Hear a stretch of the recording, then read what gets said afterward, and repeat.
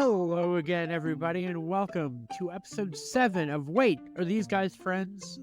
I am Mike. Randy is here. We did take a break. We had mentioned doing a this or that recording. May have technically happened, and while I was editing it, I thought this sucks. Randy, how are you? I'm doing marvelous. I echo that. It did feel very much like we took a telephone survey and put it on, recorded it for 20 minutes. So we're helping the listening public out with that, I think. I agree. And I was so determined to get something out, and then I was editing it, and I just was like, I'm bored, and I'm a narcissist. I like my own voice, and I just thought, no, I can't do this. Oh, well, you're welcome, everybody.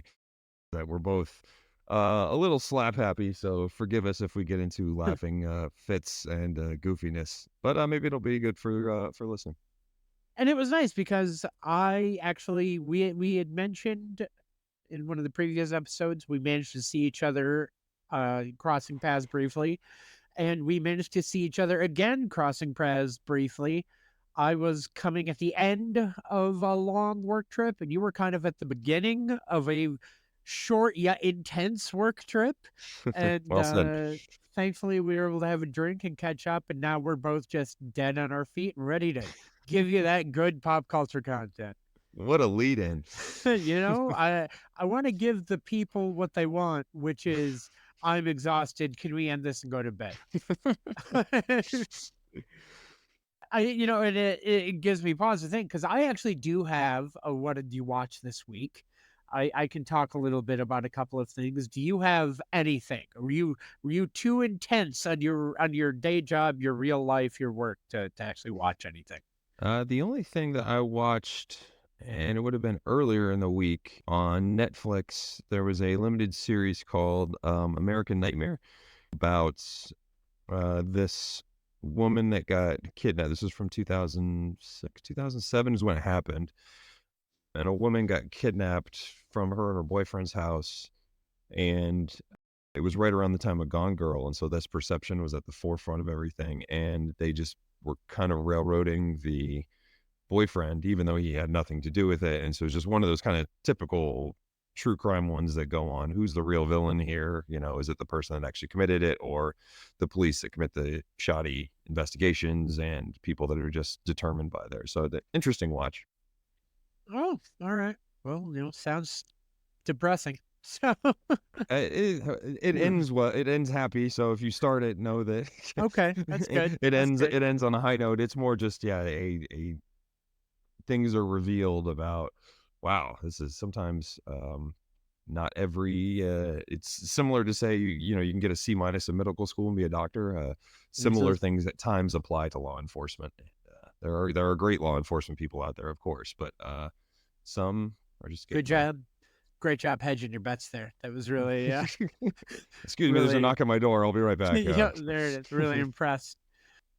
I finally watched just last night before bed, really dialed in on it. The Marvels. I finally watched it since it's streaming. I never had any real push to go see it in the theater. And it's interesting because I enjoyed it. And the first half hour, I was like, why was this getting all, slagged on? I'm really into this. Then it kept going and I got bored. And I was like, oh, that's like, it really did feel like the next episode in a random Disney Plus show that I don't care about all that much. And I knew all the characters from all these things. And again, yeah, that first half hour is really fun and action packed. And then it's just, and I felt like the movie was like, oh, it's about to be over. I was like, oh, there's an hour left. Oh, no, that's not great. Kind of repeated what was going on. It just didn't feel, it didn't feel like there was anything new in the last hour. I would agree with that. Yes, they did that first half hour over again and then over again. And I was like, oh, I'm very bored. I did laugh at the what are they called, flargs or whatever the cat things are. That was the Flurkins. Yeah, spoiler alert. I guess that's the way that they. I thought that was nice. Yes, I did enjoy. I kept watching because the cast is very good. They are great in what they're doing. They are extremely charismatic, as you would expect. I did think that the girl who plays Kamala Khan, Aman Vellani, and her family amazing in that movie. Yeah, All of very them are good. so good. They steal the show. I feel like if that movie had not just fallen by the wayside as it did, that should have been like a star-making turn for her, because she is. Did you watch the series or? I couldn't get into it all that much, but I also didn't feel like I was Okay. the target audience for it necessarily. I feel like the people who it was made for really loved it, and the Mhm. people. But that's part of the deal with modern Marvel, is they were putting out so much content, things didn't feel necessary anymore. It started to feel like, well, that one's not for me. And that maybe isn't what Mhm. Marvel should be. Marvel is supposed Yeah. to be the tent pole. Oh my gosh, everything. Yeah, we want it. It was to the point with some of those series where I was like, well, that's not for me. That one's, I'm all right. There, and that's not like, I run this line, right, where I feel like as a, mid-40s white man offering my opinion on shows like Miss Marvel, I'm running a line of when I say that I didn't enjoy it, I'm not. I feel like I'm running a line of I'm going to teeter into something I shouldn't talk about or something. But when I say I didn't like it or wasn't for me, it was just that I don't think, because of what I just said, I was the target audience, and that's okay. Yeah. It, I recognize that she is fantastic, and in the movie she is the best part. And I love her Mhm. in it and her energy. And it's kind of a bummer that the movie turned out the way it did, because she should have gotten a bigger rub of stardom off of it. It's more fun in the series, actually, just because they do showcase the family and the girl that plays her best friend and the guy that plays her other best friend are very, very good in the show too. So it's an enjoyable, but it is more targeted as a family watch. I mean, I watched it with my son and my wife, so like, yeah, clearly, it's the end. It was that kind of enjoyable entertainment, but Did it's they they are. I would agree. did they enjoy it? Yeah, Okay. very much so. So Well, it's because sometimes my son is hit or miss on some of that, and he'll tap out after like 2 episodes, but he wanted to know what was going on the whole time. oh, and and that's good, because that makes sense for me to know, because I'm gonna die alone because the show wasn't for me. It was a family show. And A bit of a jump from what I analyzed, but well, sure. no, I hear you say, it's a family show, it's for families, and you're saying you didn't enjoy it, and that's because you're going to die alone and never have You anyone. read the subtext as you want, so it's a. I just, it's what I heard. It's what can I say? The last thought I'll have on the Marvels was Sam Jackson, fantastic in it, a lot of fun Yep. as Nick Fury, charismatic, entertaining.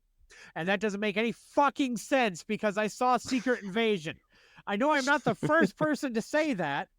That is not an original thought, but it has to be said, and it has to be said again. That show was dour, and that show was Ugh. terrible, and it left Fury a miserable wreck. But boy, he's having so much fun in this movie. Fuck off. He, So he just needed, transporting superheroes to be bouncing around different universes and he is and so fucking miserable in Secret yeah. Invasion and so And so are unhappy. we, the viewing audience. And he's just so, and that's supposed to be the same character, I would say maybe a month later at best, because the Skrulls are still kind of a thing in this. And he's just Yeah. like, gee whiz, we're having a good time. Fuck you. Oh God, that's what I took away from it. That's what I took away from it. Like, Oh, what coming in is hot. what is this consistency of character? Because there is none. This character in this movie felt like Iron Man 2. Like, he was just, he's like, man, we're sorting this out right now. We're having a good time. Let's make some quips. Fuck off. Yeah. Fuck off. Oh God. I'm fine. I'm fine. You're awake now. I'm awake now. You're right. You're right, actually. I feel better right now raging about the poor characterization of Nick Fury than I have in 2 days coming back There from we go. travel. Okay. That leads perfectly into We can spin this forward at least. that leads into the Deadpool trailer. Loved it. Loved it. And I feel like Mhm. it's going to be the palate cleanser, not just me, but so many people need for Marvel. Mhm. It is great knowing That is the only Marvel release I think coming out in 2024. I need to Correct. double check if that's we're talking just movies and TV show, or if Mm, it's movies and TV shows. I'm not 100% on that one. definitely movies, but yeah, I'm not sure. Yes, as I was about to say, it's the only Marvel release. I did think they're probably going to sneak some fucking random Disney Plus show I forgot about in there. But that said, it is necessary to, sweep, just let's hit reset, right? Let's take a minute. Let's pause and let's have some levity in all of this. Let's Oh. clean the slate. Randy, I have so many things I want to talk about, but we often say that you are not as much of a comic book person as me, the movies. I'd love to actually start with your thoughts on this. What do you got?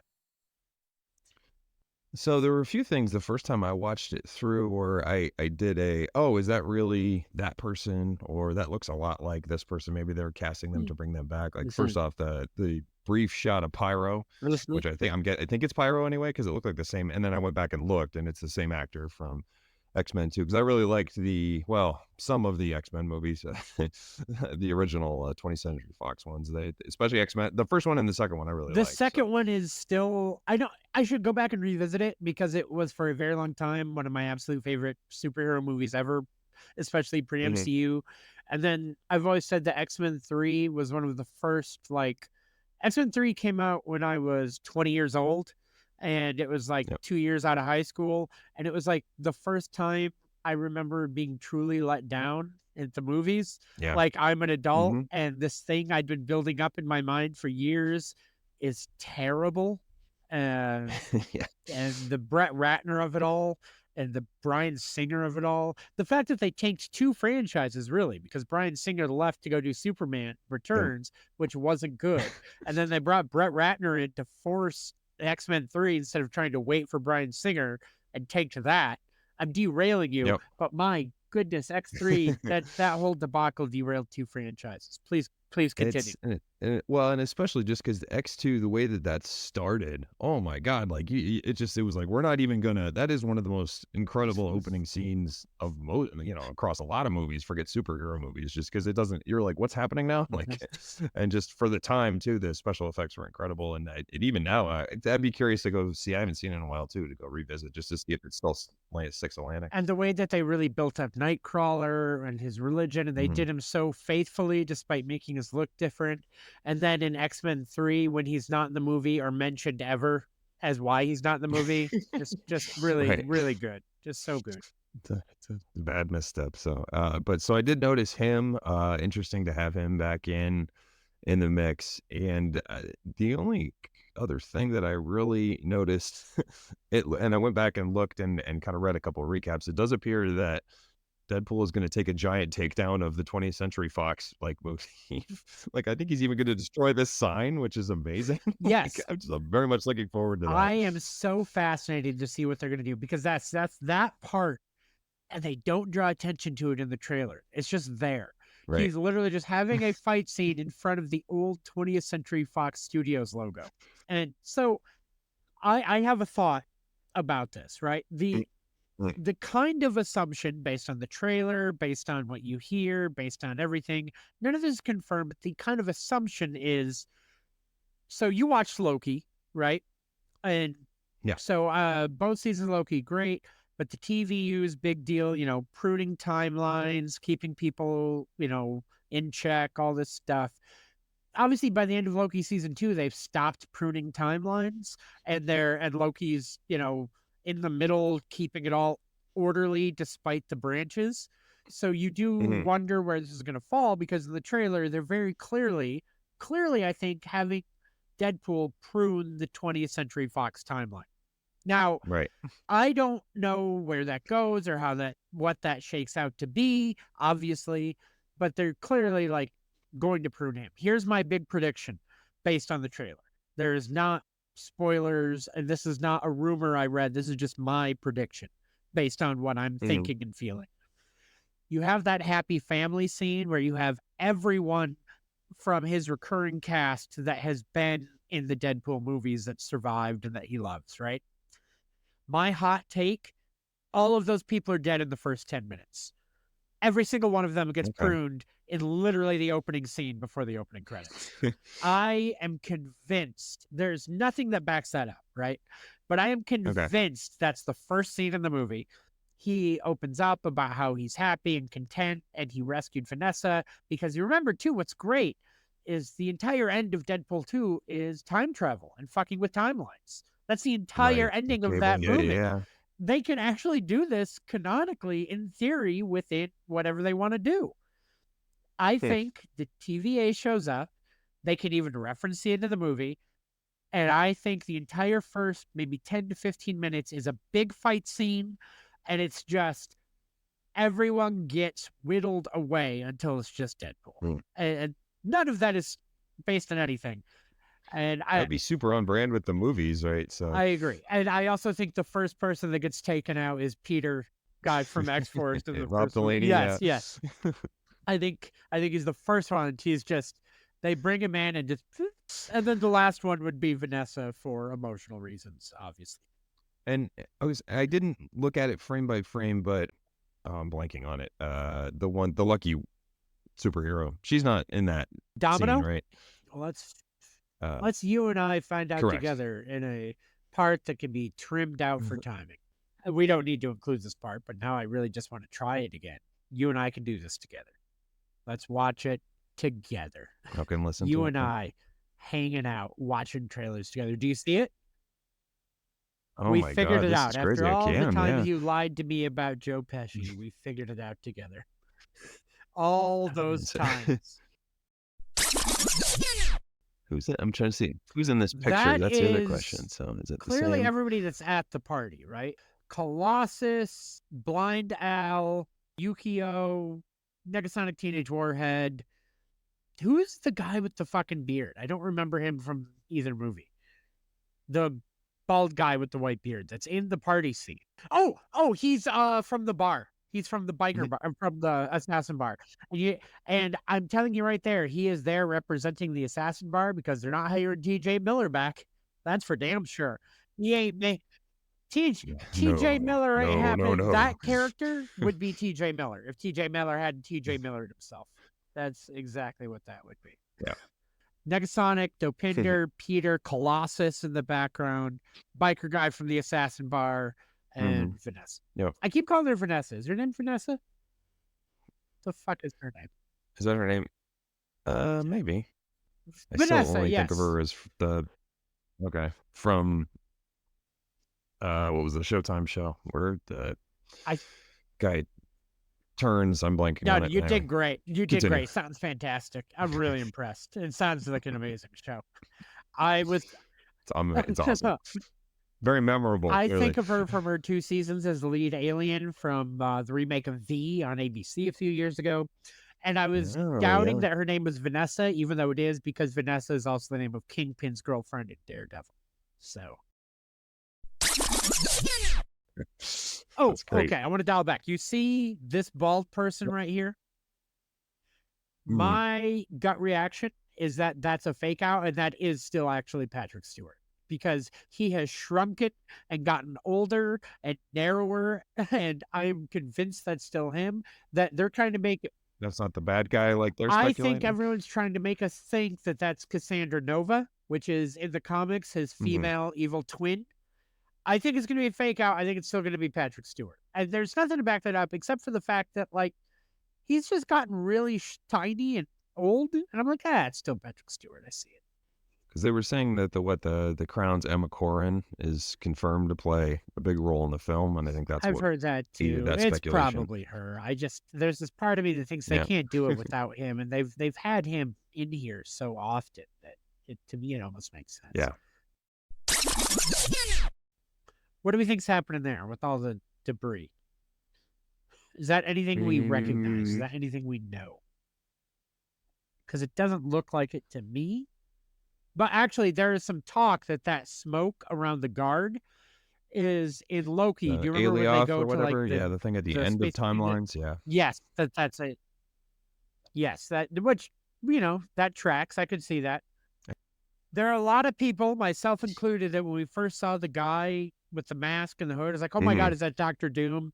I do not in any way think that is Dr. Doom, but I Sure. would love it to be Doctor Doom. I doubt it, or some variant of Doctor Doom, if not the Doom that we all think. I think it would be hilarious if they. I'm convinced there's going to be more cameos than just Hmm. Wolverine and some Marvel people, and obviously Wolverine's not Right. a cameo; he's in the fucking title. He's going to have a big role, but I'm convinced there's going to be so many more cameos, and I would love it if it's not just the X-Men movies. If they could wrangle in Ben Affleck Daredevil, if they get like a Jessica Alba Oh, that's a Invisible good Woman, or Chris Evans. hear me out, here, yes, I was just about to say, hear me out. How amazing would it be if they get Chris Evans for this movie, but he isn't Captain America? Oh He's my the God, Human Torch from that'd be those shitty tremendous. Fantastic Four I was movies. thinking about this just because I had read the hints apparently at Secret Wars here, and I know that's the plan. I think for Phase 6 or something like that. But the Fantastic Four movies plural, but the first one, I did not think was very good, but I thought the guy who played Doctor Doom was pretty good. The guy from Nip Tuck. So if they could have a way to kind of off him, like he comes in and I'm like, oh my God, it's Doctor Doom, but then the real guy who plays Doctor Doom offs him, that would be a funny take on it. My take on those 2005 to like 2007 Fantastic Four movies is you're right. They're not very good, but I actually thought the casting outside of Jessica Alba was very good. Jessica Alba was cast because she was hot Yeah. both as an Right. actress and hot as a person in that era. There's a reason why she's randomly in her underwear in those movies out of Right. nowhere when she's the Yeah. Invisible Woman. Why would that happen? It wouldn't. But I've always thought that those people were let down by the era, not just the material, but the era, because they were in that era where they were scared to embrace a Hmm. comic book movie still. It was that post Spider-Man, pre MCU era where we Yeah. got a lot of trash. And that they were scared to take the conceit of a comic book to its natural conclusion, and they always had to hedge their bets. And that's the same thing with Victor Von Doom in those movies and Doctor Doom. Is you're right. He would have been such a good Doom, but they couldn't commit to all the aspects of him being Doom the way Hmm. you would want him to be Doom. And the movie kind of suffers because of it. If he could have cut loose as a real Doom, you're right. I think it would have been even better Hmm. because he is very good. So the pyro thing that you mentioned, that part. So I did the same research. I did not recognize him at all the first time. The first time I Hmm. had no idea who the fuck that was. And then it was like, yeah, that's the guy from X-Men 2 and 3. And that makes sense because he was a teenager or early 20s at the time. It's been a while. He has aged. Yeah. Not that he's aged poorly, it's just Sure. time ravages us all. I'm so excited. And it's two thoughts at the end of there for me. The font and the title totally popped me because it's the same font as the actual Deadpool and Wolverine comic book. It just stirred something in me to see that in an That's cool. actual trailer. It also made me want a Deadpool and Spider-Man movie, as I Mm. loved that run of comic books. I've I can't really think as to if I've read a solo Deadpool run. I've read almost all of his team up books: Deadpool and Cable, Deadpool and Spider-Man, Deadpool and Wolverine. They've all been fantastic. I have read his Night of the Living Deadpool zombie series, and I've also read his Deadpool Kills the Marvel Universe miniseries, the first one, not the second one. Those are very good. Seeing that font there and like that logo as I've seen it printed, I was like, ooh, squeal. Nice. That I also good bit for the trailer not showing Hugh Jackman as Wolverine at the end, Hmm. but I also feel like that would have played better if they had not released full photos of him in costume during the actors' strike to Sure. keep the hype up during the delays. Like if there had been no delays, I don't think we would have gotten any photos. It was Mm. they needed to keep this in people's minds. What a tease, you know. I know exactly who and what that is, but it looks fantastic. I'm very excited. Marvel needs this both creatively and I think as a hit overall, considering what's happened lately. Yeah. Palate cleanser of sorts for sure. Exactly. Any other final thoughts before we move on that one? No, just when you had texted me about it, I hadn't seen it yet, so I didn't see it because it aired during the Super Bowl, right? And Yeah, I you were watched it the working. day after, and then I saw, like as I go through, I'm like, oh, July, no, I want it next Right. week. Yeah. Yeah, I feel that. So lovely. Now, moving into our main topic for today, couple of weeks ago. In fact, our most downloaded episode, we talked about 17 years of must-see TV, NBC Thursday nights. You had dropped we should do a TGIF. I think it was a joke during it, but I was like, well, don't threaten me with a good time. Mhm. I'm here. Funny thing is, gut reaction, we're going to have less to talk about because there were less lineup changes. There was less happening. It was still a solid decade run of the show, but man, they found a formula that worked and they stuck with it. That said, let's dive into the early history. TGIF starts officially in 1989. I say officially because the year before was basically like proto TGIF. Right. Three of the shows that would be considered TGIF were airing. That's Perfect Strangers, Full House, Just the 10 of Us. There was one episode randomly of a show called Free Spirit that aired on the very first night of TGIF. And then they thought, I don't think we liked that. Let's dial back to Just the 10 of Us, which had a really good run and also featured multiple cast members from the Nightmare on Elm Street franchise as daughters on Just the 10 of Us. Right. I feel like that was really important for everyone to know. That was Heather Langenkamp. If you thought, where did Nancy from Nightmare on Elm Street go after Nightmare on Elm Street? She went to Just the 10 of Us. It's a Growing Pains spinoff, right? That's what Just the 10 of Us was? Yes, it was. And I love Growing Pains. I wish I could say it was part of this TGIF thing because I feel like that is a TGIF feeling show. Exactly. Sure. Not just from the vibe of the show, but catchy theme song, good opening titles, a lot going on there. I think it caught on its own, right? Like it carried by itself, so it didn't need to be kind of weaved in to help itself. So we talk about TGIF, but Tuesday night was a really big night for ABC comedies in the early 90s as well. And I actually had realized that in doing all of this, did you realize that Full House was really barely a TGIF show? It did its first 2 years prior to TGIF. It did the inaugural 2 years as the anchor 8 o'clock show, 89 to 90 season, 90 to 91 season. And then it was gone from TGIF the rest of the run. It was on Tuesday nights after that. It spent most of its time on Tuesdays, the second half of its run, of original run on Tuesday nights. I feel like everyone so closely associates it with TGIF, and really it's kind of barely there in its decade-long run from 89 to 2000. That was, I don't know if this fits in here, and maybe the later we can kind of put it, but I did like how they tried to brand some of the other stuff later on, if you saw this in the research, but they would try to brand Wednesday nights, and they called it The Hump. Yes. It's great. I don't know what I respect for. It is ABC trying to give every night of the week a custom title, or NBC saying, hey, must-see TV worked every fucking night. Every fucking night is must-see TV. Must-see TV night, Tuesday, Wednesday, Thursday. Don't fucking leave. I'm not sure which one I respect. Moving to, so the original show, or the original lineup, 89 to 90, Full House, Family Matters in its debut season, Perfect Strangers, which I adored as a kid, and then the single episode of Free Spirit, Just the 10 of Us. Thoughts on that first year? Any shows you want to dive into immediately? Just from and I don't know, did you read the Entertainment Weekly oral history?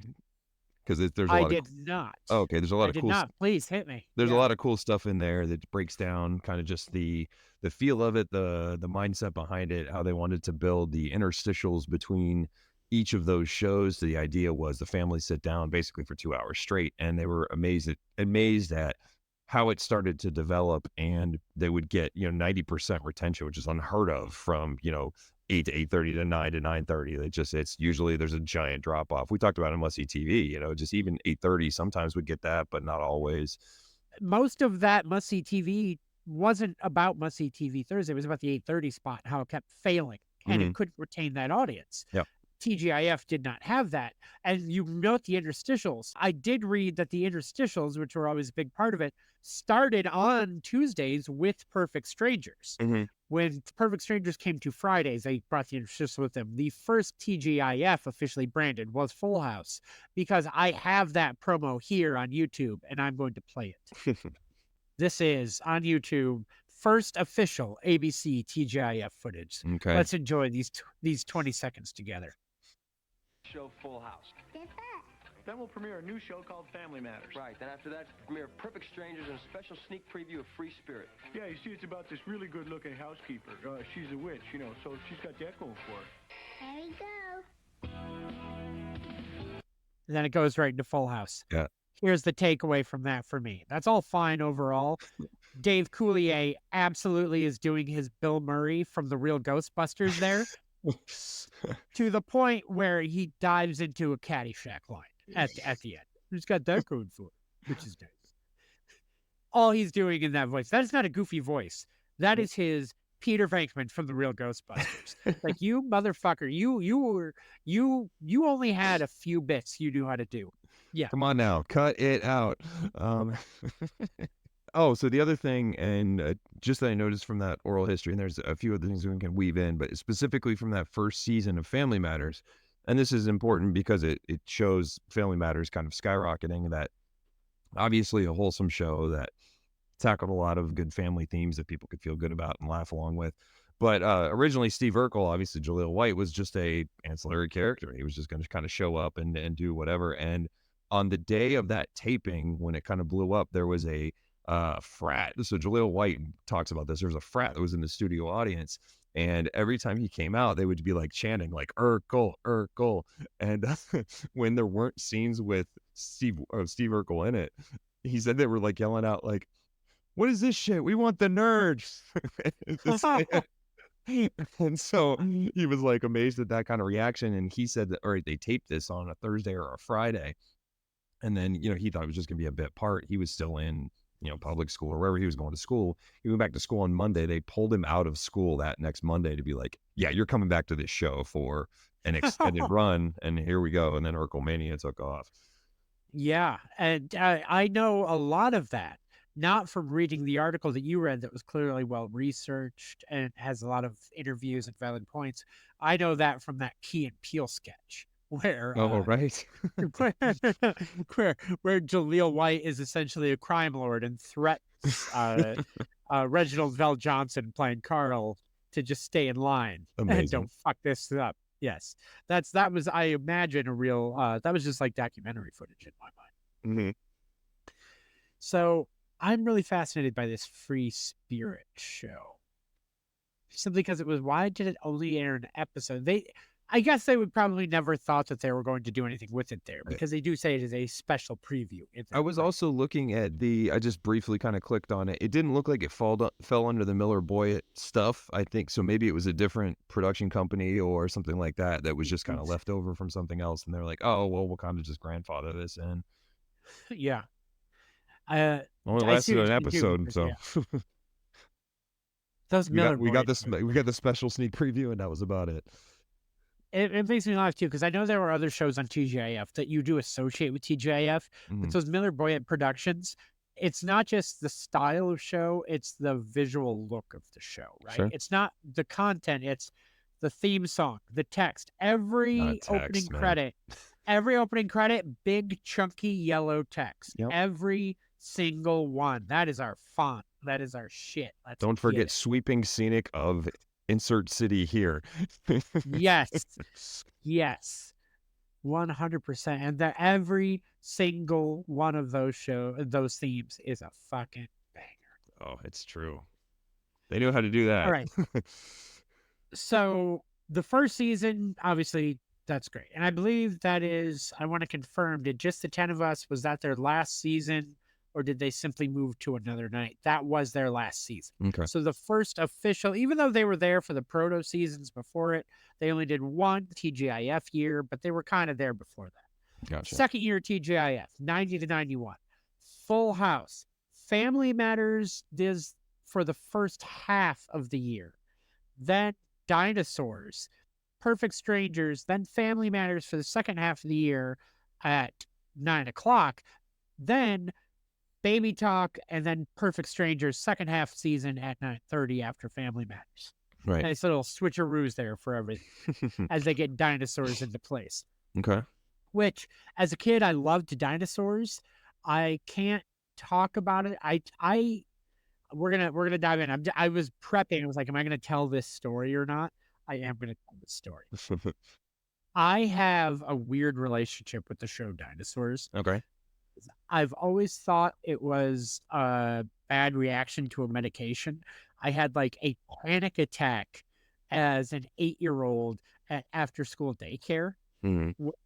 I flipped and like I was like hiding in the school cafeteria with a baby Sinclair stuffed animal. That was the only thing that I would let near me, and I had to call my dad. And he had to take me home from childcare. Mm-hmm. And it was so weird, and I never had anything like that happen again. And I was taking like an amoxicillin type thing at the time. Mm-hmm. We all kind of thought I had like a bad reaction to it, and I don't know what it was, or I just went insane and the pressure of being an 8-year-old got to me. I don't know. These things happen, Randy.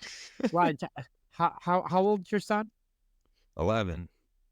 So around the time he was 8 or 9, did he have any panic attacks in the He didn't. He's cafeteria? allergic to amoxicillin, which is weird. So, Oh my God. Oh my God. He was spared. This all makes sense now. This is amazing. I'm just glad he was spared this trauma. side effects may cause bizarre reactions to ABC primetime comedies. When I think of the show Dinosaurs, I don't think of what was probably. I can't say.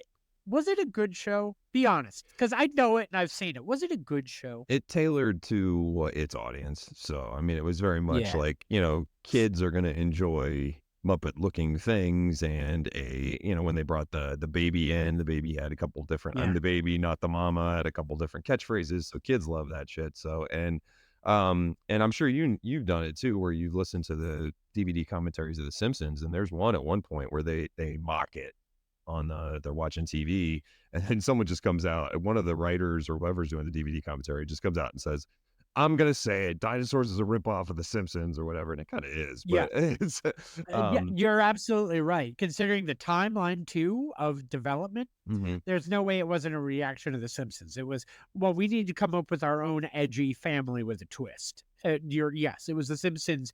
There are certain things that happen when a pop culture revolution happens, and that always involves rip-off shows. You had it after Friends. You had it after the Batman movies when superhero movies, that first wave of really shitty superhero movies. In The Simpsons, it was, let's try to do edgy families. Right. And that isn't just cartoons. It was any variety that they wanted to try. And Dinosaurs is definitely one of them. I remember it favorably. I remember, I was 10 or whatever at the time, so I remember watching it and enjoying it and quoting it with my friends and stuff like that. So it served its purpose for the people that they were trying to get to watch it. That said, because I don't think it will necessarily, in the next few years of talking the schedule, if we come back to it, it does have a ballsy finale. If you've never seen it or aware of it, they really go for it. Right. Is it the comet or whatever? And they're just, it's over. It's the Ice Age. It's the Ice Age. It's it's Earl, and they really lead into global warming and a lot of environmental topics. And I don't know if I don't remember the show well enough, and in the last years they tried to go for it, or if it was, we're getting canceled, let's go for it in the last one.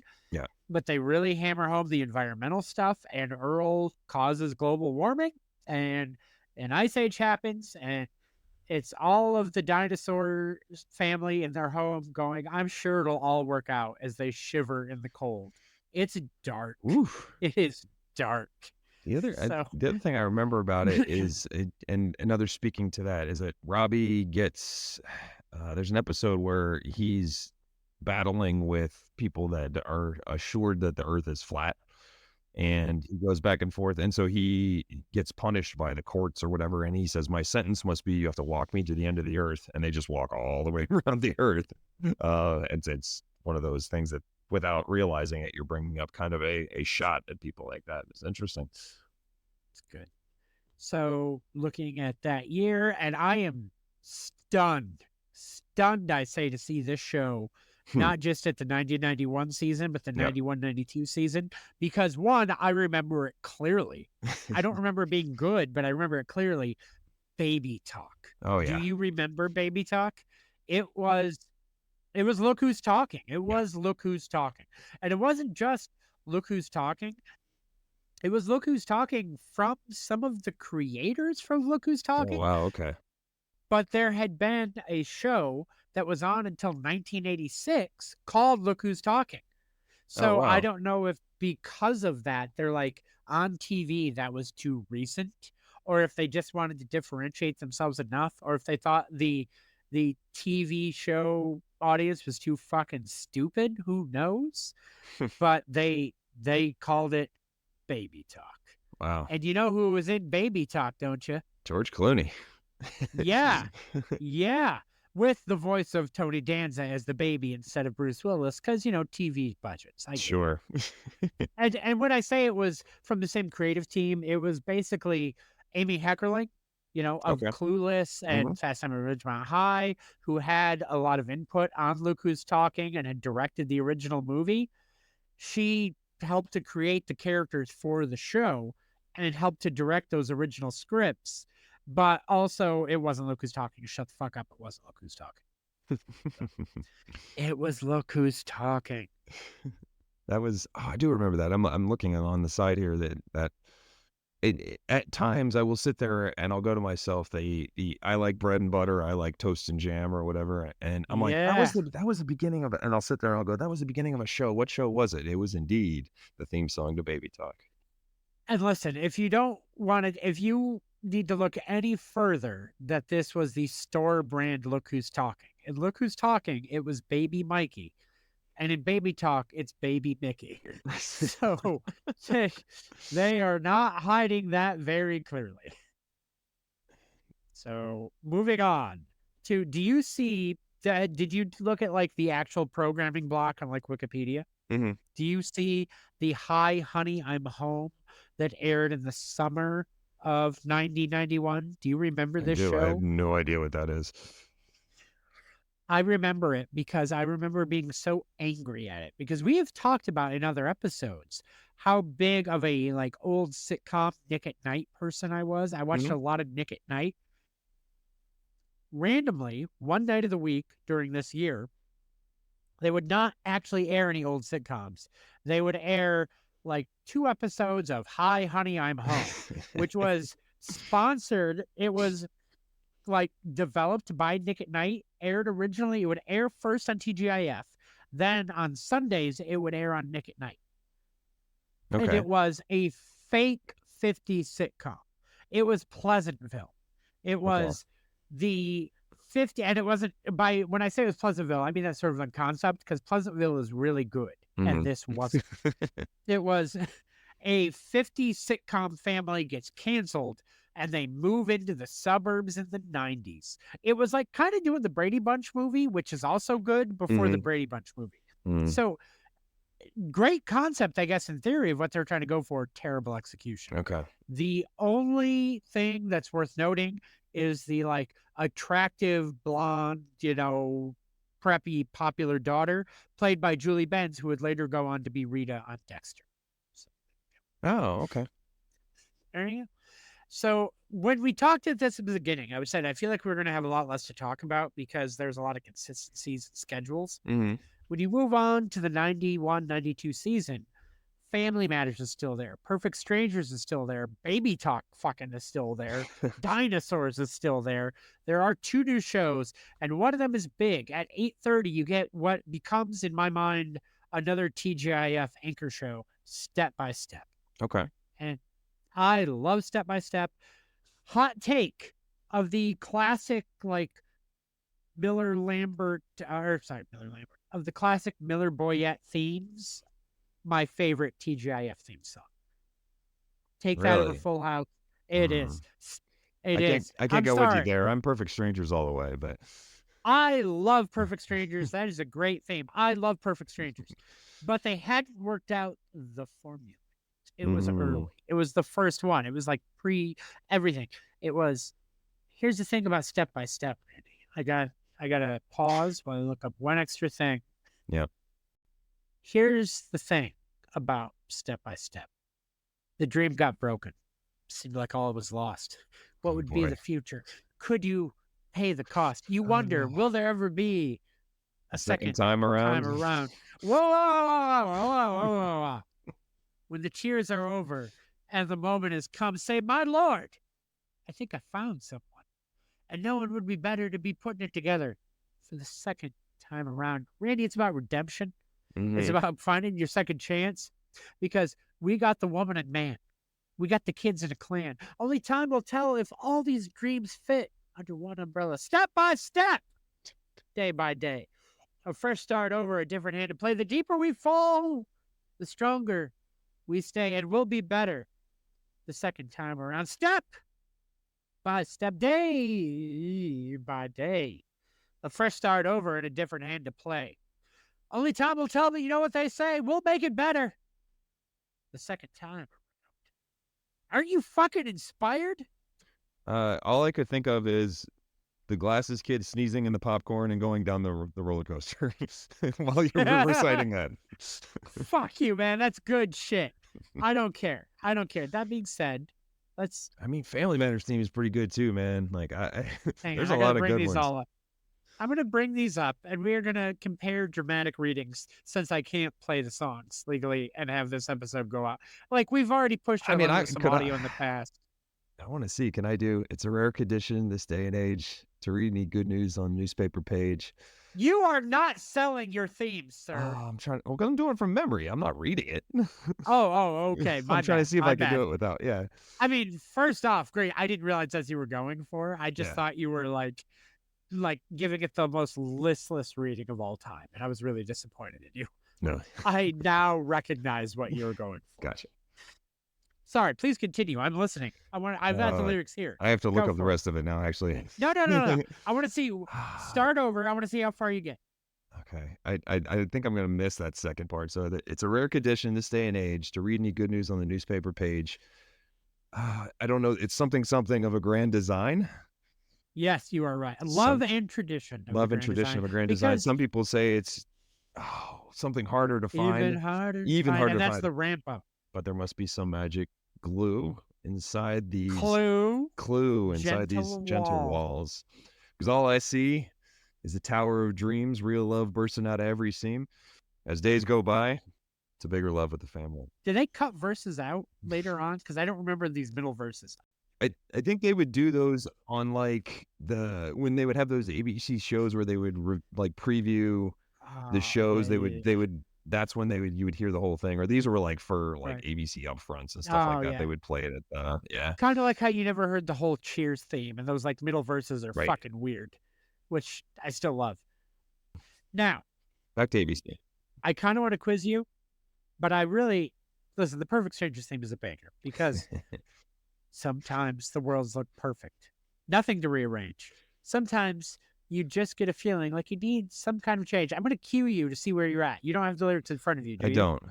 So, okay, good. I'm going to not tell you when I'm here. I just want to see if you can pick it up. I'm going to hit the cadence. Sometimes the world looks perfect, nothing to rearrange. Sometimes you just get a feeling like you need some kind of change. No matter what the odds are this time, nothing's going to stand in my way, Randy. What do you got? Oh, I'll tell you, Randy. Something. This long lost soul. The flame in my heart, like a long lost friend, gives every dark street a light at the end. What, Standing Randy? tall. Yes, on the wings. Standing tall on the wings of my dreams. Rise and fall. It's so hard not to sing it. It's so hard. It is. I am telling you also, though, that I have a church robe in my closet that we don't need to get into how I have it or why I have it. I'm not religious. That's not the why or how I have a church robe in my closet, like a choir robe. Today, after we're done doing this, am putting that on and filming a TikTok and I'm going to make it a series where I make old TGIF themes church sermons. Oh, it would so work. I am recording that as soon as we are done with this. this. So I need you I will to, look forward to yes. that. So there you go. And if anyone who follows me online for social media, Mike Barcode, MikeBarcode. Oh, I'm hitting the plugs early this week instead of at the end. Mm. On TikTok, Instagram, whatever, listens to this after that comes out, because that's how it's going to time out. Hi. Thanks for listening. Thanks for watching. Leave a comment. You're the best. You're my friend. Not in that you're my real friend. Please don't talk to me in real life. You terrify me. But you are my social media friend, and I appreciate your support. But also you terrify me because stranger danger. Where were we? So Moving on. moving on. I don't know the show Billy. Do you know the show Billy that aired in the 91-92 season? It's the one outlier. Yeah. I looked up a little bit of it, and then I remembered it briefly, just because I was a big Head of the Class fan. So it was a spinoff of Head of the Class, because the last season, Billy Connolly was the teacher when Howard Hesseman left the show. So that's what Billy was. He moved to the West Coast or something like that. It wasn't on very long, but that was the spinoff. I didn't realize that was a spinoff. Also, looking at this cast list, really interesting timing. Did you see who was in the cast the same year he would be in his career breakout role that fall? Oh yeah, well I pulled it up, so I'm cheating. But No, Johnny, are you talking Johnny Galecki? Johnny Galecki, David on Roseanne, later The Big Bang Theory. But that's one of those things where I love talking. What did you do? We talked about this in some of the other shows. What did you do right before your big break that no one remembers? Johnny Galecki made Billy. So fascinating. Actually, and so when was that? That's Billy, but Roseanne debuted in 1992, didn't? Yeah, but I'm also looking. When was Christmas Oh Vacation? my God, no! Roseanne debuted in '88. It'd been on for 4 years. Yeah. When did Johnny Galecki show up though? Okay, so Johnny Galecki still didn't show up until after that show, though. He did not even become a recurring cast member until the 4th season. So this holds. Okay. This holds. I'm not full of shit. While Roseanne had been he'd already been in Christmas Vacation at this point too, because that was '89. He played Russ in Christmas Vacation at that point. So yep. So interesting. He was recurring that fall. Fascinating stuff. I love TV. TV is fun. Where I Live is the other new show that was on at 9:30 that week. So, oh boy. So what was it? And Camp Wilder was new too, right? Oh, did I skip Camp Wilder? I did skip Camp Wilder. I was moving on to the second half. Which we could move on. It doesn't really. Camp Wilder. I was convinced that was going to be like a Gene Wilder failed sitcom. But no, it's a Jerry O'Connell and Jay Moore failed sitcom with Hilary Swank. Is that, what year did she do? That is The Next Karate Kid. So it's real early. Okay. And the girl that plays her daughter, the daughter of the main character, is Tina Majorino, who is from your favorite movie, Napoleon Dynamite. Moving on. So I have nothing to add. If you can't say anything nice, fuck you. Fair I'm enough. telling you why. I don't like that movie. Okay. Now back to Where I Live. This was great. And when I say great, this just makes me laugh because it's a mid-season replacement show. It is about a Trinidadian teenager living in the Harlem section of New York City. He lives with his caring, hardworking parents. Sounds like a nice, good, quality show. It had 2 seasons. It moved nights after its first year on TGIF. But you know why it got a second season, Randall? Do you know why it got a second season? Support from fans. Support from fans and one very special man. One very special fan. Mr. Bill Cosby. So he became a consultant on the show in the second year. However, the ratings, the show was moved to Saturday nights and it got canceled. I think and I just looked that up and didn't realize Dougie Doug from Cool Runnings fame was actually in the second, the CBS Cosby Show, right? Yes, he was. And considering he was the lead on this, that's probably where they linked up. That actually makes a lot of sense now. And I watched the hell out of that second Cosby Show growing up. My grandma loved it. And, people loved Bill Cosby until they didn't for very good reason. For extremely good reason. Just remember, all these people that you loved once, they were all monsters. They were all of them, every single one. Did you think of that really nice Brutal. celebrity that you love that was never a monster? You're wrong. He was a murderer. He was a murderer. Every one of them. They're all monsters. Don't just take my word on this. Don't do any research. Right. Next year, this is a big one. And I feel like I remember us talking about this, that it was a big one for me, but our 3 to 4 year age difference, you just missed this one. Like, correct me if I'm wrong, but it's kind of like how growing up, I had a lot of friends who were into the Power Rangers, but I just missed the cutoff where I didn't care about the Power Rangers. Yep. This next show, huge for me. You don't care. Boy Meets World. You're absolutely right. Yes. So Boy Meets World debuts in the 93-94 season. It becomes the 8:30 show. It becomes a staple of TGIF. You get a pretty good lineup for the next 2 years. Your next 3 years, you get Family Matters, Boy Meets World, Step by Step, and Hanging with Mr. Cooper. They do briefly experiment with Sister Sister, which I did not realize was ever a TGIF show, but they gave it half a year in that 93-94 season. They went, no, we're moving you to another night. Actually, no, we're moving you to the WB. We're moving you to the WB, and we're going to stick with Hanging with Mr. Cooper. And man, from 93 to 96, minus a couple mid-season replacements and experiments that we'll cover, you get Family Matters, Boy Meets World, Step by Step, Hang with Mr. Cooper. And that is a pretty iconic lineup that I think a lot of people remember. And I remember very fondly. Why Sure. do you, is it just that you missed Boy Meets World, or did you actively dislike Boy Meets World? I think I tuned it out. I don't know if I just didn't watch it as much. Starting to get into, like you said, a couple years old, and you starting to get in the beginning of high school for me, especially in that 96 era. So probably just Friday nights was paying less attention to TV, but that's possible. That makes so much sense because I grew up with Boy Meets World in the way they grew up, right? Because they were junior high when I was middle school-ish, because their last, 2 seasons, they were in college, and their last 2 seasons, I was in high school. So there was just that, like, even though I'm in high school. Very close. Yes, yeah, there's a correlation of I keep watching because they got older as I got older. So I didn't necessarily age out of it. I aged with it, so you stick with it for the run. And it's a good show. I will always remember. And it's one of those shows that I actually think got better with time, because that first 2 or 3 years when they're in middle school or junior high or whichever it was, isn't that great. They're young, it's very cartoony. Then they hit high school, they hit those years of college, and they aged the show up in how they presented it as well. Because I was like, this is a soap opera all of a sudden. And you get hit when Corey kissed that girl at the ski lodge. You fucking hussy. You hussy. You sound different. Did you move your mic, or is that my headphones? That's sorry, there you go.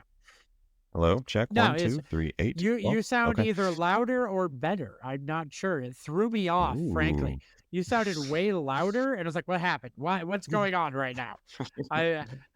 Audio, and I'm leaving this in because I need the listeners to acknowledge the audio quality difference. Leave a comment if he sounds wildly different to you now than he just did.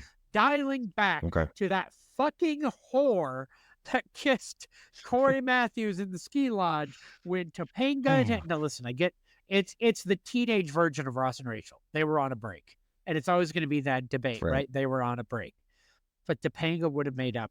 Corey, you love Topanga. You got married. You had the sequel series with your kids, where that girl came back, or they made reference to it. That fucking hussy. That hussy. Who, by the way, was she was played. What the hell is her name? She's played by Linda Cardellini. So she was played by Linda Cardellini. Come on, dude. Right. Which I guess. Nothing against Topanga, but I mean. Oh, so you're sitting here saying you'd break up your marriage for Linda Cardellini? He didn't do that. No, Come I'm on. putting you on the spot. I'm saying that you're looking at this. But that's not what Corey You're did. looking. He did. He broke up. Was he engaged when that No, happened? I'm saying he weirdly didn't somehow broke up your marriage. With- Oh, I see. Yeah. So, I was unaware my marital problems were related to Linda Cardellini. wait, hang on. You're saying you have marital problems currently because of Boy Meets World? Randy, hang on. I want to put on my No, I don't. that- Please my stop. glasses. I need to put my glasses. I'm wearing contacts. I'll switch them out so we're dramatic. I want you. Unfortunately, this will not get edited out. It For will the not. record, I do not. Randy- You'll edit this out. Randy, does the wife listen to the podcast? Because she's aware of it. We've talked about that. Has she listened to a single episode yet? But are you going to cut in the? Well, it's a bit of a redemptive arc, like you did for the when I Oh, I forgot about horribly that. like other things. I forgot about. No, I promise no fake audio. You've incriminated yourself enough with the real audio. Don't you worry Very about much so. how you're married. Moving on. Guys, you didn't answer. Does she listen to the podcast? Has she listened to it at all? No, has not. But Drama no bother. Sorry, that laugh makes me think of Return of the Jedi. I was going to drama no bother. all right, folks, remember when we warned you that we'd get slap happy? I think we're there. Drama no bother. Where were we? Boy Meets World. Anyway, did you watch Hang with Mr. Cooper, or had that one escaped you as well? I did. Okay. I liked hanging with Mr. Cooper's. I don't know if maybe I thought they aired that on a different night. They did. But, They did for a few nights. okay. It had aired on a few nights. I believe it also is one of the shows that moved to the WB as well. No, yes. They understood the X-Files. When did that start? Because this also contributed to some of my, I guess, abandonment of TGIF. And what I would do a lot, this is probably why I didn't watch Boy Meets World, is I would tape it if I wasn't there, and then I would watch the previous week's episode leading into the live episode if I was at home. So a lot of times between 8 and 9 or whatever, I was watching last week's X-Files leading up to this X-Files. So that's probably why I didn't really get into Boy Meets World. I would love to figure out, because we're talking about all these things into the mid to late 90s. There was a time when Friday night TV was still extremely viable. Mhm. You could put a show on Friday and build an audience. When did that change? And it's outside of TGIF. You're talking about the X-Files on Fox. That was a drama series. When Sure. did that change? When could you stop building an audience on Friday night? Yeah, I mean, I have to be around the turn of the century, right around 2000. I mean, I guess it doesn't seem like they blocked towards it as soon as that hit. Like as soon as, I don't know what, if that was the rise of the internet maybe, or That could be it too, but it still seems, I don't feel like I have a solid answer personally. But the only other show that aired in that gap that we're talking, or that 3-year series that we're talking about, where the shows didn't change much, was a show called On Our Own. And it has yet another actor who has never had any controversies, who is universally beloved, Jussie Smollett. And he's never had an issue. Interesting, the entire show starred his entire family, if you look at the cast list. Right. Very odd, but good for them. As I'm looking at the brief research or whatever on Wikipedia, like the title thing is just the text over a shot of St. Louis. I would love to break down just what opening city are in all these as we go through. So funny. Here's my take on why this show failed without ever having watched it. You know why this show failed? You were looking at Wikipedia. Font. Look at that font. The font's wrong. That's not a TGIF font. It's true. That's not. What is, They're adding some green into it. what It's is weird. what is this horse shit? You had made that a yellow block text font, 19 seasons minimum. Minimum 19 Yep. seasons. All right. Moving back. So we are already into 95, 96. Yep. Then we move to 96, 97, which to me, I in doing my research, this was the last, in my mind, I thought this was when TGIF ended. It goes for 3 more years. In my mind, this is the last kind of classic year, and maybe even before was the last classic year, 95, 96. When you had that Family Matters, Boy Meets World, Step by Step, Hang with Mr. Cooper. You get 96, 97. You still have the anchor show of Family Matters, which I guess Okay. as long as that's there, it's probably still TGIF, right? Then you get Boy Correct. Meets World for half the season at 8:30.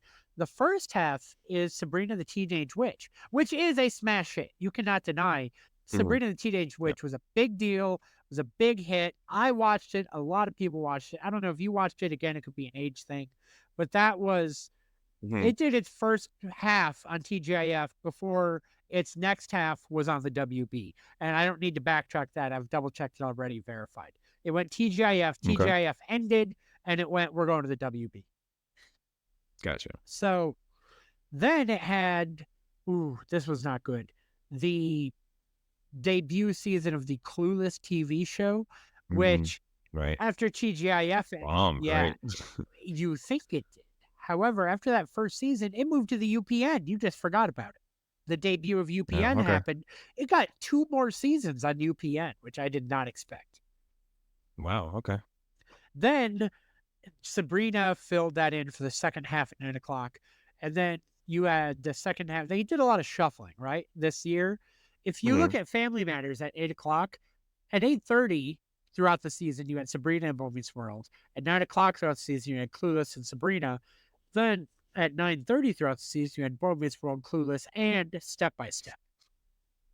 Okay. So Step by Step still hanging in there, but it is the end of Step by Step. It's I'd nearing say those its, kids were getting older, weren't they? yes, Like, well, who'd you ride with? Who was your favorite kid out of all those? got to look up all their names again here. I probably would have wanted to ride with Dana, even though she would have insulted me. Family Matters ends at the end of 97. Then you have Sabrina the Teenage Witch. Again, big hit. Well, it didn't is the it new didn't ending. end, right? It went to CBS, right? Did it? Did I miss I that? think it did for at least a season, yeah. Yeah, it was weird on CBS. They like leaned completely into super surreal stuff. Did. I Oh, missed and there's that one of the entirely. there are two of the greatest episodes of Family Matters ever, and I will get into this, where the Halloween episodes where Urkel creates a doll that gets possessed. I and then- remember that one. Oh, it's so good. That was a It's CBS not good, but it's episode? so good. I'm pretty sure, yeah. The finale was a 2-parter where Steve goes into space, which I also remember. My goodness. I don't know if I remember these episodes from first run on CBS, because obviously that show has been in reruns for a very long time, played in a lot of arenas. But that's fascinating. I didn't realize that. Wow. Yep. Anyway, Sabrina becomes the new anchor show. The only show that kind of is from the old guard, I feel like, is Boy Meets World. There is a show called You Wish, which I do not recall. Doesn't have anyone that I, except for Jerry Van Dyke as a genie. Jerry Van Dyke in the show Coach, also on ABC. There is a show, however, I do remember, and what fascinates me is the pedigree of this show. The show Teen Angel. Did you do any research on the show? I didn't. But... I'm so glad you didn't, so that I could break this to you. So the show Teen Angel, I'm going to read you the premise. Please don't look it up while I'm reading. I want to give this news to you fresh. So, Teen Angel follows a high school boy and his recently deceased best friend, who died from eating a 6-month-old hamburger under Steve's bed on a dare. He is sent back to Earth as Steve's guardian angel. hold on. Yes. Read that part again. Did you remember this, or do you just need to hear it again? No, just read. How did he die? Teen Angel follows a high school boy and his recently deceased best friend. His best friend ate a 6-month-old hamburger from under Steve's bed on a dare, and he died. And he is sent back to Earth as Steve's guardian angel. That would happen? Well, he's clearly, whatever. Marty's guide is it all worked out, I guess, right? Marty, the angel, has his own guide, which is a disembodied head, who identifies himself as Rod, God's cousin. A running gag throughout the series is Rod is often mistaken for God himself. Oh So, my. Marty, as a supernatural being, would frequently break the fourth wall. For instance, prior to the opening credits of the episode Grumpy Young Man, Marty explains the absence of Steve's mother and the return of his father to viewers within the show. It was canceled after only 13 episodes. I'm sorry, no, that's You Wish was canceled over only 13 episodes. Teen Angel was canceled after 17 episodes. Oh, big time. It has Maureen McCormick from the Brady Bunch as the mother of in the show. Jerry Van Dyke moved over to this show after You-ish was canceled to do the last 5 episodes. There's a decent amount of that across TGIF. Ron Glass played Rod, God's cousin. You may remember Ron Glass from Barney Miller, or later on, he was in Firefly and Serenity for more modern fans. He was Shepherd Book. Here's the part I've been waiting to get to. Why I didn't want you to look it up. The creators of this show, executive producers and showrunners, are Al Jean and Mike Reiss, who show ran seasons 3, 4 of The Simpsons. And then they went on to create The Critic. And then Al Jean came back and ran seasons 15 through 31 of The Simpsons. So no, seasons 15 through 28, whatever. He was there a long fucking time. And in the meantime, they made this. It's between coming back to The Simpsons, after The Critic, after all of these massive successes they have had, they made Teen Angel. And here's my question to you, Randy. I've done no research on this, and I don't know if I want to. You'll notice that when Al Jean came back to The Simpsons, he came back without Mike Reiss. What happened on Teen Angel? That their partnership dissolved. It was Mike Reiss. Was he like, I'm done? Forced each other to watch the show. I don't know. I'm done. Moving back to the TGIF lineup, because my goodness, we this took a long time. We've gone off the rails again. Then we get into what doesn't feel like TGIF to me for the last 2 years. We have a show called Two of a Kind, which I don't remember at all. I think that was the Olsen twins next project. They tried, it didn't do great. Then Boy Meets World's still there. Then we have Two Guys, a Girl, and a Pizza Place, which is a very seminal show. It only ran 3 or 4 years, but was a big deal. Ryan Reynolds starred. I remember it very fondly, Me too. I remember it. I don't know how it went. Then we have a show I don't recall called Brothers Keeper, which was a sitcom that ran for 1 season around the rocky coexistence of Porter Wade and his irresponsible pro football player brother, and who is contractually obligated to move into his house to help him change his troublemaking ways. Whatever, don't care about that. Here's why I want to know about this show. It stars William Ragsdale, who I've always been fascinated by because he was in Fright Night and he was later on the show Herman's Head. I feel like I want to do an entire rewatch with you of the show Herman's Head, and we will dissect it. I have nothing else to talk about there, just Herman's Head. Great. Then the last show, there's 2 shows that make the cut here. The Hughleys, which is another one that starts on ABC and TGIF, then moves to UPN. Yep. I remember liking it. I just thought, that was fun. Then it moved to UPN. I don't know if I ever saw it again. Then Odd Man Out, which I don't remember at all. But it's your classic, it's a man in a woman's world. He's a 15-year-old man in a house full of women, sisters, widowed mom, doesn't have a male role model, it's sick. Aren't women crazy, et cetera, et cetera. It was replaced by the reality show Making the Band. It was the last new sitcom to debut on TGIF in the original classic run of TGIF. It would end both the show and TGIF in the year 2000. It would have some revivals, but the revivals we're not going to get into here. Randy, is there anything you want to talk about with any of those shows? Hughleys, Odd Man Out, Making the Band. We can thank O-Town and Danity Kane and all those boy and girl band groups that came out of the Making the Band. Very, very exciting stuff. We didn't talk about the other anchor show for the entire decade of TGIF. That isn't technically TGIF, but you would know, I guess TGIF is over when 2020 started. 2020. And Hugh Downs and Bob Peralta showed up at 10 o'clock. And fuck. I'm 10 or 12 and I don't care about this.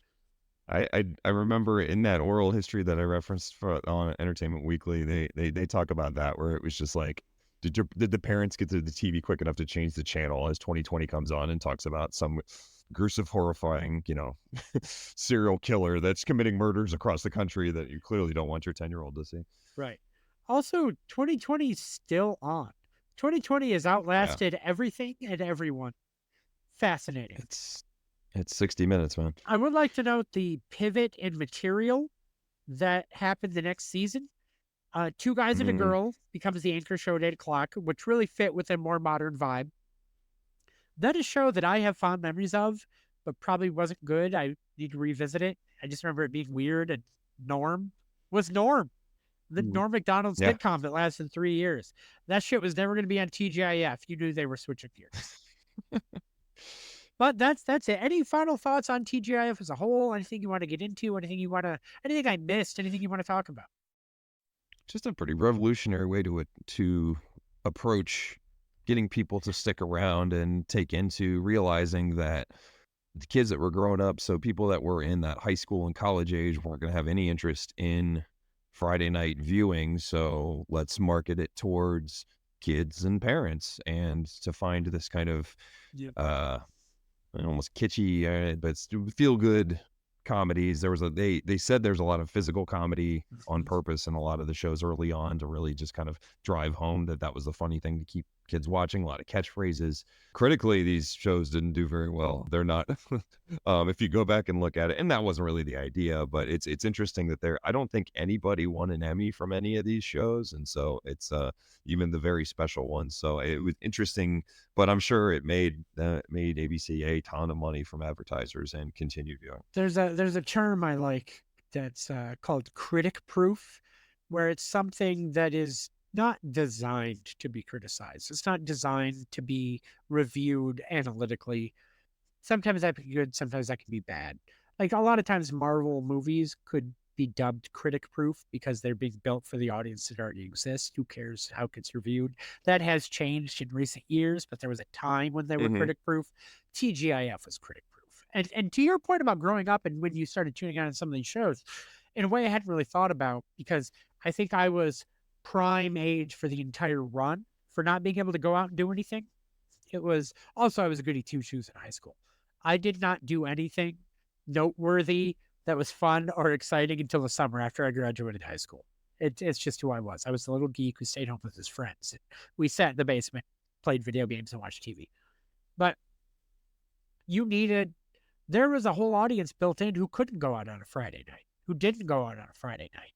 And I wasn't thinking about it from that aspect of, man, that is an untapped market, maybe still to this day, that they're forgetting about. What's happening on Friday night on TV? There are still people who can't leave. Or streaming killed that, as I think you mentioned earlier, the internet doing it. I think that's part of it. Yeah. Yeah. Anyway, we shall table that for now. We'll try to think of our next. I love these deep dives to TV schedules and shows. We got to try to think of another one. I don't have one offhand, but I really dig this. We'll find another one. But we'll move from television into one of my favorite segments, Cool Guy Randy's Cool Guy Music Corner, which I've wound up calling it every week because Randy is a cool guy. Randy's a cool guy who knows a lot about music and has a lot of good taste in music. Maybe I don't disagree with him, but he's varied because he's Cool Guy Randy and his Cool Guy Music Corner. Randy, talk to us about your album or your genre or your artist. What you got this week? Sure. So we'll go into 2006's Black Holes and Revelations, which is the fourth studio album from the band Muse. I'm guessing Muse, you've referenced Rock Band and Guitar Hero in past, so Muse very much known from Knights of Sidonia, also the music video for that, and I'll get into that in a little bit, but that was the big kind of hit song off this. If you heard it, you would know that No One's Gonna Take Me Alive, that whole component. You probably played this on Guitar Hero. Do you know Knights of Sidonia? I guess that's my first I would have to listen to it real quick because I know Muse. I have we haven't played this game because I think the last two. You okay?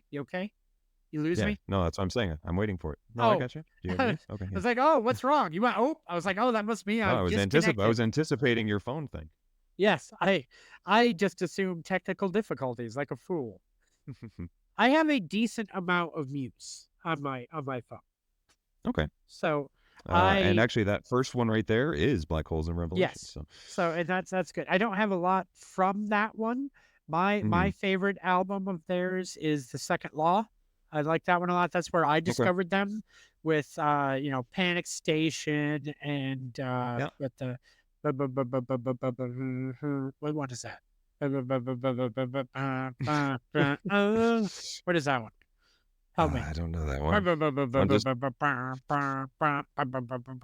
No? Was it Undisclosed Desires or? God damn it. What is it? Madness. It's Madness. Madness. Oh, gotcha. Okay. Yeah, that was a big hit. I feel like. Couple albums after this one. Yeah. The thing about this album as well, I have a couple personal ties to it that make me love it as much. It's the three kind of really big hits off this album, I would say, was Knights of Sidonia, which really was known for it being, like I said, in Guitar Hero rock band. I forget which one it was. And also the music video is this kind of spaghetti Western craziness that involves, I guess I'll get into it now. It's a story of a hero sheriff that comes into town and fights an evil. This is going to sound awkward. You just saw, I want to preface this. You just saw, I like a lot of Muse. I have Muse on my phone. Mm-hmm. I remember this being one of those Guitar Hero songs. So I was like, oh, I fucking hate this one. Really? So, Interesting. sorry, I don't know. It was just never, I don't know. I can't explain it. I don't have anything else to go with there. Please continue. This might be an interesting listen for you to do this weekend, but yeah. Muse... It's interesting. I have 3 songs, or hang on. I just closed it. I have a couple of songs from the album. Knights of Sidonia is not one of the ones I have on my phone from the album. Okay. But please keep going. So, anyway, one of the cool things about that video is the bad guy that plays the rival sheriff that he's trying to fight. Like I said, it's kind of like a spaghetti Western type thing, is an actor who ends up playing the Night King in Game of Thrones. So fun little tie into that type of thing. Yeah, exactly. So beyond Knights of Sidonia, the other one, Supermassive Black Hole, is a song that most people pretty much know just I think from the name, but it also was in the movie Twilight, which I think really got it into. There's a scene where vampires apparently play baseball during thunderstorms, and they play Supermassive Black Hole in Twilight. So that was another really good one. And then the song Starlight, which I don't know if it got huge. It was the other single that they released, and one of those you may know it if you hear it. I actually do know that song and love that song, actually. It's a great song. So I have a very personal tie to it where that has been a big song that my wife and I have always loved together, my girlfriend to my wife, and the Vitamin String Quartet cover of that song was actually after we got married and walked down the aisle out of the area that we was that song. So it's like we were very tied to Starlight. I have a very, very kind of personal, emotional tie. I know we never like to get sappy on this, but I love that song. It's such a great song. You should remind her of that, considering all the marital problems that you've had lately. Basically. Exactly. Yeah, that's true. So maybe we'll play it on loop here for a little bit now. So I actually saw Muse in concert last spring. I saw them last spring. And I'm getting to that part too. Yeah. What a show. What a show. Unbelievable. Please keep talking about the albums. Keep talking about I want to hear your perspectives. I will just say that they were one of those ones where you ever see a band and you're like, yeah, I'm going to enjoy it, but you're not like, whatever. Then they both blow you away in presentation and have a set list where you're like, fuck that one. Oh, that one. Yeah. Fuck that one. That was Muse for me, where I couldn't name the title, but it was, I know that one. I know that one. I know that one. They are they are killing it. They're just unbelievable live. I think the text that I texted to somebody after I went and saw them in like 2009, 2010, around then. And I just said, I have no face left. Muse has melted it off. Like it was just such and you're just blown away by how incredible it is. And the fact there's 3 of them, I think, is just even more incredible. How like Matt Bellamy, the lead singer / guitar player, is just a phenomenal guitar player. Their bassist and their drummer, like it's just the fact there's a 3-piece set. It has like Rush vibes almost. You're just like, these people can't be this good at that. Like, and that is a really good comparison. Did you see them on this tour with this album? No, it was the following one. So Uprising was the big one, the big I hit remember from that album. one. So it was that tour. Yeah. But they still played a bunch from this album, and it's interesting because the whole vibe and Muse deals with this a lot anyway, where they have some glam rock to them, they have some prog rock, and then space opera-ish type stuff. Yeah. They get into that, and that's very much this entire album, the anti-establishment dystopian kind of themes to it. The first song is called Take a Bow, and it really is just yelling at corporate overlords or leaders that it's just you're gonna have to pay for your sins, is this kind of thing. It gets in very interestingly, as almost kind of a rise up from the lower classes type anthem, which is interesting that it starts with that kind of theme and then it goes into Starlight. So Not a cover of the Madonna song, Take a Bow. no, not a Okay, cover. just No, very, very tongue in cheek to say, hey, you people that are at the top of, the overlords of this world, you've destroyed, any sense of humanity because of your greed, and you're going to pay for this eventually. Take a bow. That's the theme of that song. So it's like I said, and then goes into Starlight, and which is this kind of, I want, I hold you in my arms. It has this like very sweet kind of undertone to it to say that, this is the thing that I hope I never have to let go of. And this is what I'm fighting for. Continues to, I think I'm getting kind of a theme of, I like cinematic albums where they lay out and have a feel to it where you can kind of visualize what's going on while you're listening to the music. And it does feel like that. That's the love story component of it. Then goes right into Supermassive Black Hole. So like something clearly has become a conflict or whatever. And Supermassive Black Hole is just a banger. It has that one. It's just, it comes on and you're in, and it has all the kind of components of Matt Bellamy's falsetto at the beginning, and then kind of the distorted, Supermassive Black Hole. Like they yell it at, and it's just a really, really, really cool song. And it's, those three is just, it's a great kind of start to the whole album, to vary it up a little bit. Now from there, actually Map of the Problematic is pretty good too. It has a similar sort of vibe to Take a Bow. Soldier's Poem goes into a very, very reserved almost, which is kind of interesting that they take that from. It's not my favorite song on the album, but interesting, different kind of take. The song Invincible after that has a U2 vibe to it, which is cool. It's a lot more, which you can see they do a lot with their guitars, the way that the Edgewood, a lot of very produced and technically different. So it gives you a lot of different kind of crazy electronic guitar sounds. And then honestly, after that, the next 3 or 4 songs, I feel like when you give it a listen, you'll be like, okay, I heard this song already. They do kind of flow a little bit together until it gets into Knights of Sidonia, which is the last song. You may shut it off at that point. I would say good. So you're telling me if I don't super get into the last 3 or 4, and I know I already don't like the last, I can just shut it off after Invincible. I'm really surprised, just because I think that I can listen to Knights of Sidonia almost on repeat. Just because it gets me going. It just, maybe you heard it too much. I promised, and I'm not being sarcastic, I promised to give it a fair shake when I listen to the full album, like to really just let it play through, because also there can be something said to listening to it in a void and listening to it on fucking Guitar Hero. There's a difference, right? Fair. Okay. I promise to give it a fair shake as an actual song on an album. Really into that Rush comparison, man. That was really good. And I'm just thinking about it. A modern day Rush, you really did hit the nail on the head there. And that's weird, because I had in my head, I was just like, oh, they're trying to be Queen now. They're trying to be, U2, and they have components of that. Radiohead, honestly, they were compared to at times more earlier in their career.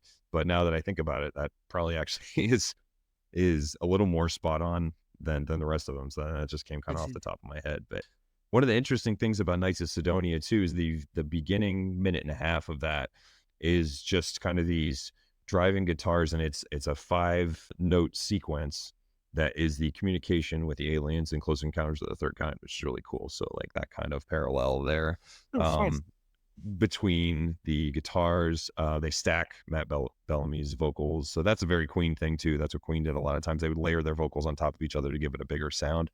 Infamously did that in Bohemian Rhapsody. And so they do that a lot with Muse. It's very produced to stack his vocals on top of each other. And gives it kind of a cool sound too, because it seems like there's more voices in the band than there are. I don't think the bass player sings that much. I know the drummer does sometimes, but a lot of it is just Matt Bellamy a bunch of different times. Really, really cool. That's awesome. Which is also fascinating to think about too, because I'm sure they have that all tracked and packed for the live show, but like you don't feel like you lose anything. Like when you're watching them live, sometimes there could be, you always hear about like the Beatles in their later years have said, even if we had wanted to tour, we were doing so many things, we couldn't tour with the songs that we were making, Yeah. right? Because they had added so many tricks and studio things in, which is like part of what the Get Back album was supposed to be originally, was stripped down, do the thing. But Muse rises above that Mhm. problem. Yeah, let's put in a million different layers and tracks and, things, all that. They're like, yeah, we're gonna, not only that, we're gonna put on a hell of a show. It's very true. From a critical standpoint, this album was pretty interesting because Rolling Stone really, really liked it. The Guardian really, really liked it. A couple of the different music, they all said, this is different. They've differentiated themselves a little bit. They still have their Muse sound they've gone to. Pitchfork did not like Muse. And it's fairly entertaining to Really? read Pitchfork's review of it, where they just think they're kind of saying, oh, this is the same cycled crap that Muse has been putting out. So clearly Pitchfork just doesn't like Muse. But I wanted to read what this last little paragraph that they had, just because I thought it was a nice little we're too cool for school take on it. So, what's most difficult of all to look past is that Black Holes was created in all earnestness by three dudes in Hot Topic shirts advancing a vision of rock music that operates on three fundamental assumptions. 1, distortion is always better than no distortion.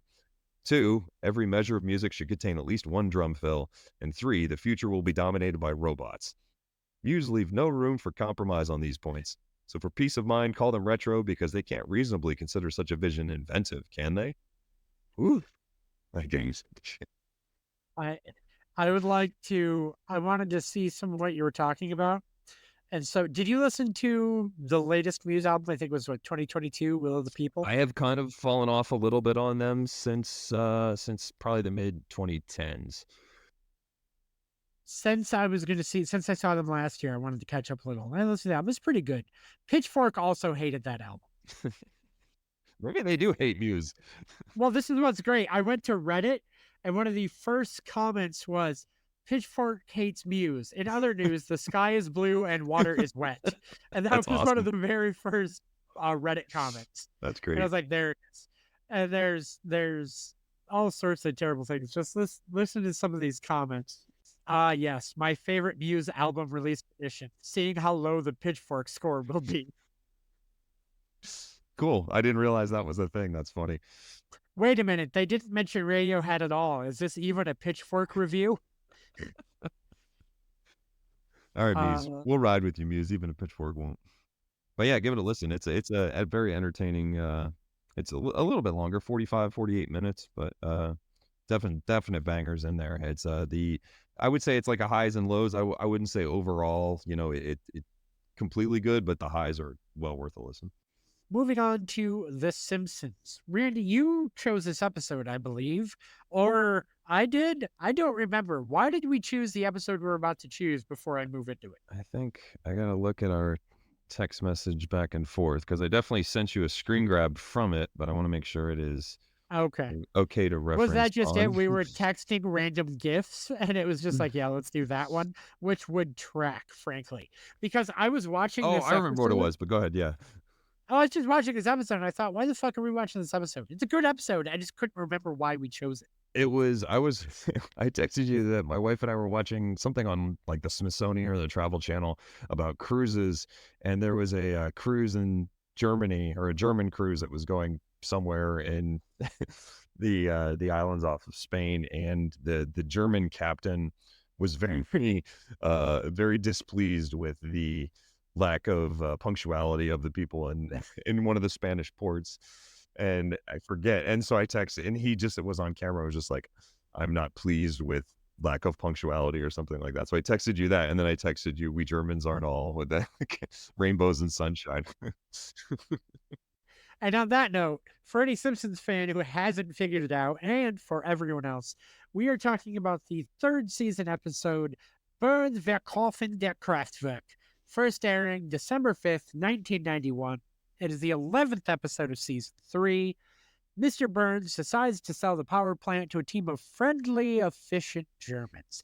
In the A plot, Homer's the only employee of the plant to be let go, and the family has to adapt to their father losing his job, back when that still mattered on this show and was taken seriously. In the B plot, Mr. Burns comes to realize that despite his money, without the power plant, he has no authority or power within the town and has a series of misadventures being disrespected. Written by John Vitti, who's another classic writer who, while not Schwartzweldian, his prolificness to the show should not be forgotten. He wrote quality episodes all the way to season 15. His legacy, just to hit that before the episode, he is the man credited as the writer for the episodes both Mr. Plow and the sideshow Bob Altheimer Cape Fear. His legacy is secured. Indeed. Randy, thoughts on this episode? What do you got? Pretty fun story. I thought it was sort of interesting how you mentioned that as the B plot. When I did my initial thoughts, I didn't necessarily consider that a B plot. I guess we're following it because it was connected to the A plot. So I guess we were checking back in with it. So it felt all connected, and I thought to myself, oh, there isn't anything that's sort of disconnect on the B plot, but I guess it is technically a B plot in that regard. I consider it a B plot because for me, a really good, when you do an A plot and a B plot properly, they split off from each other to start and they dovetail again at the end. Okay. So in the middle, you are following Mr. Burns, who could have not had a role in this story. To me, it's a B plot. Yeah, and for being early on, I guess another thing I noticed, I like the story. Interesting to follow along and see sort of people in different situations. Obviously, Mr. Burns in an uncomfortable situation when he's so used to just controlling everything. But to not some amusing lines, but nothing that I'm just guffawing at. And it wasn't rapid fire either. Just kind of continuing to let the story play out, see what happens here. A little more concern and seriousness to it, where Homer is literally the only one that's going to be in dire straits. Everyone else has a place and will be spared. I 100% agree with you on that. And I think that is indicative of the era of The Simpsons that we are watching. This is season 3. They are still kind of in a reality era. They are slowly getting away from it, but they haven't quite yet. Think about this season and even this episode.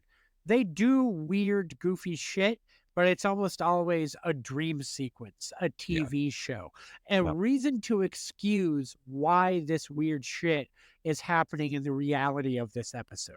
It's a more serious area that is very entertaining, but is not joke a minute stuff. When they hit big, but they are not just dishing them out. Right. Definitely. So the Land of Chocolate sequence is obviously a highlight. What else can I say? It is visually stunning. It is hilarious to watch. It has a killer punchline at the end of it all. But aside from a couple of jokes throughout, this is a solid, entertaining episode that is in no way bad, but also you're not laughing. You're just, I'm enjoying this. Yeah, which is sort of more impressive. I guess speaks to the writing of it, that it keeps you engaged without doing it. The one other sort of laugh out loud, and I think maybe it's more of a quotable thing because I still quote it from time to time, is when the Germans offer Burns $100 million for the plant, and he just goes woo hoo woo hoo, he goes very excited and then goes, I begrudgingly accept. And I've definitely used that on multiple things where someone will say something about, obviously a good deal for me, and I'll just jokingly will be like, I begrudgingly accept. That's funny because the line that I think I quote most, and I would say I do it mostly on vacation or if I've had a long rip of time off, and I will stand by it. I didn't take a bath today, and I may not take one tomorrow. So I know who I am as a person. I know my limits. Quote Marge, Mike, you should still be taking baths, but anything. It's interesting because I want to talk about the Land of Chocolate dream sequence because it's iconic, but I don't know what to say that hasn't been covered a million times. It's gorgeous. It's funny. It's adorable. It's very unique for the episode, right? For the era. And maybe is it iconic because it was them doing something that does this become iconic because it's in season 3 and not in season 21? Yeah. So, I mean, how many of these instances have we had so far, right? And so I think that really it also, I guess, takes in my research, there's a cartoon in the 30s that it's very much stylized after that have a lot of note for note shots. Obviously not it's different because it's chocolate, but has similar movements and visually kind of has a very much of a likeness to it. So to have that and bring that in is it's always been a fun thing the Simpsons has been able to do, but I think that helps its memorability. Yeah, and that's really well. I was going to say it's related to having jokes. I have one other. I wasn't sure to include this under jokes or thoughts. I have when I watch an episode, I have 3 sections. I have jokes I liked, thoughts on the episode, and then general trivia I looked up after or figured out throughout the episode. I have one more thing that is I'm putting jokes but could be thought. I respect when Bart goes to the bar and the barflies make him like sing and dance while his dad drinks because we've talked about my life in this episode maybe too much already, but that one hit me because my cousin and my aunt used to work at a bar in Lansing, Michigan, and my family would just go there for dinner to hang out for the evening because my cousin and my aunt worked there. I would stay past often when they were, how like a bar has like often a cutoff time when there are no kids allowed. Like, hey, it's 9 p.m. You can't have kids in here anymore. I would often stay past that cutoff time as a small child when I probably should. And I would stay there eating mini tacos and doing karaoke. One of my clearest memories of childhood is there was an older black gentleman who played the harmonica, and I got 3rd place in an open mic contest with him when we duetted Ain't Too Proud to Beg by the Temptations. And that is true. Wow. They gave me a gift certificate to the bar. And so I got more mini tacos. It was a delightful memory. It just really, I was like, oh, this feels familiar. So that's not necessarily a joke, I guess. It just really struck me. There was maybe it's a quote, maybe it's a joke. The only other one that I marked down because I do kind of similar stuff is that in the bar when they're at Moe's and Homer starts accosting Mr. Burns and he goes, "Who is this, Smithers?" And Smithers goes, "Oh, that's Homer Simpson. One of your minions from Sector Steven Group 7G." Like he's like getting his German into it, and I like laughed at that because it's like a quick throwaway thing, but just that's very Smithersy and it's very much in character. I almost wrote that down. I also laughed at that. I referenced that enough. I thought about it. Great minds think alike, my friend. Indeed. Also, no, it probably happened in season 2. I was going to say, when's the first time we got a Who Is That Smithers? But that was probably season 2. So moving on to some general thoughts before we get to trivia. Okay. It's kind of going to probably overlap with some trivia, but I was so confused by the chalkboard gag when I watched it cold. It wasn't funny. It didn't make any sense to me. It's the Christmas pageant doesn't stink. Do you know why that was the chalkboard gag, Randy? I don't. It was the last episode to air before the Christmas break in 1991. It was just that time of year. Okay. It was a very topical thing. And really, often topical humor just doesn't work on a show 30 years later. Or that's not necessarily funny even at Christmas. So I don't know. Yeah, that's a good call. Maybe they were phoning that one in. It's nice having Phil Hartman on board in a random role as the friendly overweight German. 2 random roles. Yes, you're right. So I know he's iconic in so many other recurring bits, but I just thought it was friendly and he just really sunk his teeth into it. And I just appreciated having Phil Hartman doing something. It was just nice. My English is how you say inelegant is just a wonderful line. Yes. I would like to have a frank conversation about your performance. Runs out. So I did the math on what they get. So all of the employees who don't cash their stock out early in the beginning of the episode get $5,200 in 1991. And that results in everyone buying luxury cars, getting plastic surgery, and everyone saying we've gotten rich. With modern inflation, that still would have only been $11,500. Randy, the dollar went a lot further in 1991, didn't it? I hate the global economy of today. But the only thing I could think about that is that Homer didn't even know he had stock. So maybe Lenny and Carl, maybe they knew, and so they had put more money into stock. I don't know, maybe. So maybe they had more stock. It was everyone else, Randy. It was everyone else. Remember this. Credit scores were only introduced in 1989. This episode aired in 1991. The old world model was still in place here. You could just go to work and buy a house. I hate everything about the modern world. I will never own a house. I'm going to die penniless in a gutter, no matter what I do. Carl is still paying that car No, off. he though, wouldn't. so He has a just- good pension and a good thing. He's fine. Carl's fine. I hate everything. It's fine. Where were we? I have a brief bit of German trivia, I guess. Oh, please. What do you have? Technically, the title of this episode is grammatically incorrect. Oh, I don't know if you found that in your research. I so did, but please do tell. It should actually be Burns Verkaufen der Kraftwerk. Kraftwerk, I should say. Not Burns Verkaufen der Kraftwerk. Should be Burns Verkauft. Verkauft das Kraftwerk. Das. Okay. Yes. Why? Now that we've cleared that up. I don't know why they changed it. Maybe they just, maybe they were listening to the same sycophantic German thing that Smithers was. So Fair enough. Because Verkaufen is the infinitive form of the verb to sell, and the gender of the verb Kraftwerk is neutral. Neutral is, yes, neutral. I wrote neuter here, and I thought I misspoke, but no, I said it right, and I wrote neuter. So nice. it would take das, not the masculine article der, which is also the nominative case. I don't know what nominative means. I copy-pasted this from the internet. Oh, okay. I was wondering. I was The really accusative impressed. being den. I actually took 3 years of high school German. All I remember is how to ask to go to the bathroom because it's a bad scene. Darf ich bitte auf die Toilette gehen? My accent's terrible. However, der is also the genitive form of the plural article, so the title could be interpreted as a noun phase. Burns sales of the power plants, but that still wouldn't be quite right, as then it should be Burns Verkaufe with an extra umlaut, der Kraftwerk. Basically, there you go. the title of the episode as it is translates to Burns to sell the power plant. Right. So, Not far off, but yeah. a couple other little things.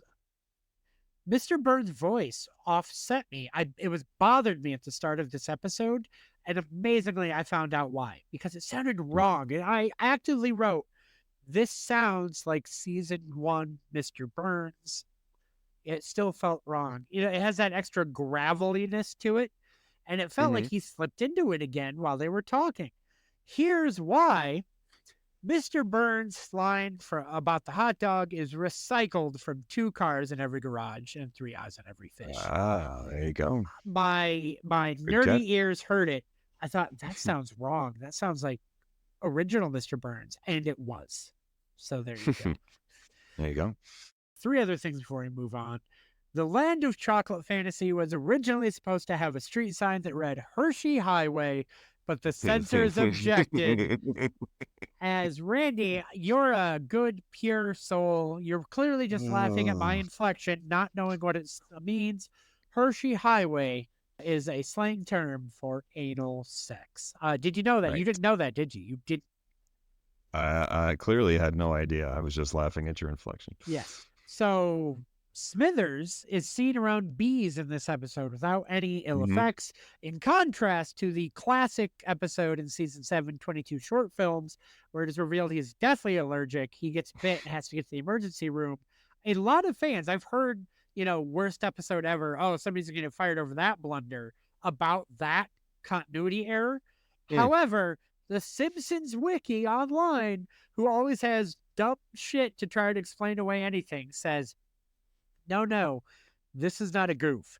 Insect allergies can develop at any age, even after a number of uneventful stings. Clearly, Smithers simply developed a bee allergy later in life. That's not what they planned, but sure, whatever. No, idiot. You developed it at a later age. Smithers developed it at a later age. So they wrote the episode as the Japanese taking over, but they felt it was too cliched and they changed it. And to be fair, think about Die Hard in 1988, just 3 years earlier, Nakatomi Plaza. They make a lot of discourse about Japanese businessmen influencing the culture. It was the culture of the time. Back to the Future, 1985, just a few years earlier, made the joke about how Japan makes all the best stuff. It was a played out joke. Good instincts on the writers to try something new. Indeed.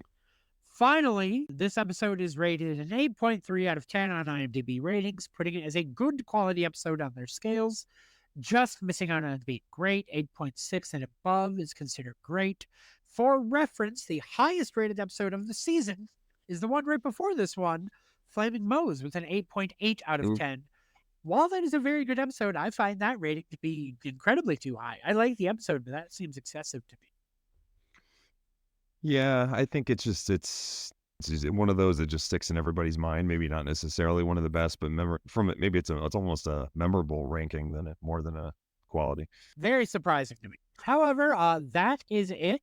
This week's episode, we've covered everything. Anything else you want to talk about? Any of our topics, Randall? I had like one or two more things about the Simpsons episode that this was another instance, and I can't remember if it's before or after, but Randy, that was a courtesy. We're done. That was a courtesy. Don't talk. all right. All right, Oh, fine. well. Go ahead. Fine. Go ahead. But when Homer is trying to put the dollar bill into the vending machine, and he is clearly upset about that, and Smithers mistakes it for his compassion for Burns, they use that again, and I don't know if it was like when Marge's great aunt Hortense dies or something else, but he's thinking about the potato chips, and he's like, "It's not fair, damn it!" He's pounding on it, and Marge is like, "Oh, right. Homer, you poor thing." So a recurring thing. I'm not sure how many other times it may have used it, but that it made me think of that when I saw that part of it. Oh yeah, I forgot about it. Good call, good catch. What else you got? You got another one? You weren't. The only other thing, when Homer brings in the money for the fancy beer, and slaps the $20 bill down on the bar, Moe's reaction to it is like he's never seen a denomination that, like, his eyes are super wide or whatever. It just I rewound it one thing just to watch his reaction. It was pretty funny. So, anything else, Randy? Anything else? I think that about wraps it up. We've been talking for a while. Fucking time. So this is a pleasure as always. We got to figure out what we're going to talk about next week. I feel like we've always had a topic ready for the next week. We don't have one. What are we going to do? So anyway, for now, that's an us problem. For you, your problem should be finding us on social media. You can find me at Mike Barcode. That's MikeBarcode on TikTok or Instagram. I'll be our public-facing front, so I always said. You can also email us at mikebarcode@gmail.com. Leave a review, leave those 5 stars. Anything you do to engage on any of your podcast platforms helps us find a bigger audience. And if you like us, help us outgrow you. Wait, did I say that right? Is that boy, I'm really taking it to people with this one, aren't I? Oh boy. So yeah. I want so much more that you are not providing. And I appreciate you, but you're the girlfriend that we dump when we get famous. You're really helping us out. Really help us get there. Put us through medical school. Support us while we make that first album so we could leave you behind. That's all I'm looking for. So is that not right, Randy? Is that not the right? No, I'll always hang with the listeners, even though you'll be up in your ivory tower. So. Oh, fantastic. Well, in that case, you can spit on all of us. It'll be great. Spit in my mouth. All right. Wait, what? I should probably cut that out. All right. Goodbye, everybody. Bye.